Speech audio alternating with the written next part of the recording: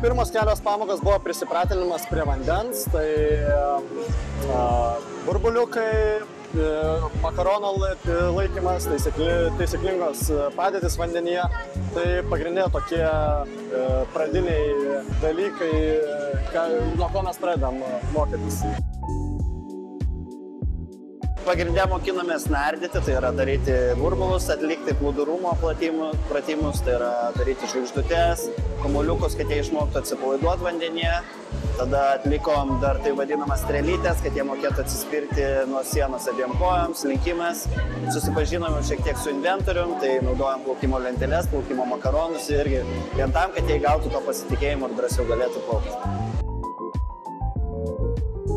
Viena klasė yra, kur didžioji dalis lanko plaukimą, tai labai tas yra smagu, bet yra ir, sakyčiau, gal net dauguma klasių, kur tik tais keli, 3-4 tik tais lanko plaukimą ir didžioji dalis yra, kurie gal net pirmą kartą baseine ir bijantis vandens, tai šiaip didžioji dalis yra tų nelankysių ir pirmą kartą esantis baseine.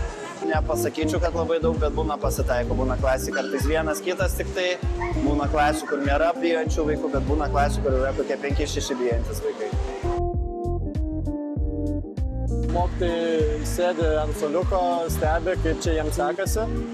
Jeigu kažkur reikia palydėti į tualetą, palydi, bet arba yra spec poreikių vaikų, tuomet yra padėjėjos, kurios padeda.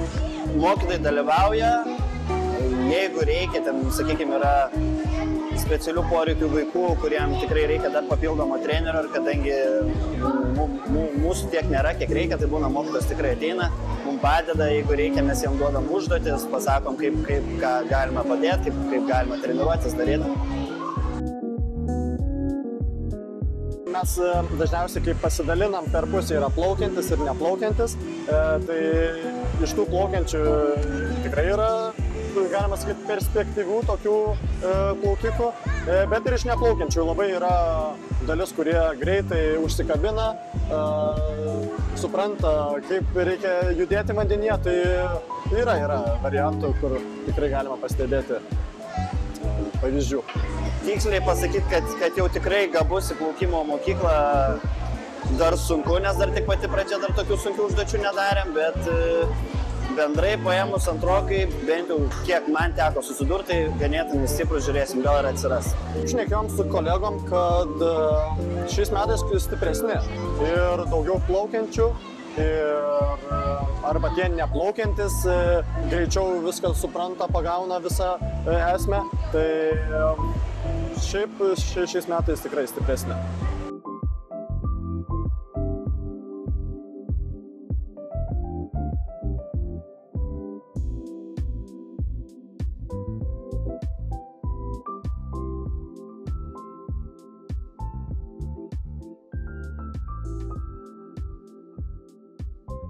Mokymo plaukti programa bendrai finansuojama Švietimo, mokslo ir sporto ministerijos lėšomis, kurias administruoja Nacionalinė sporto agentūra.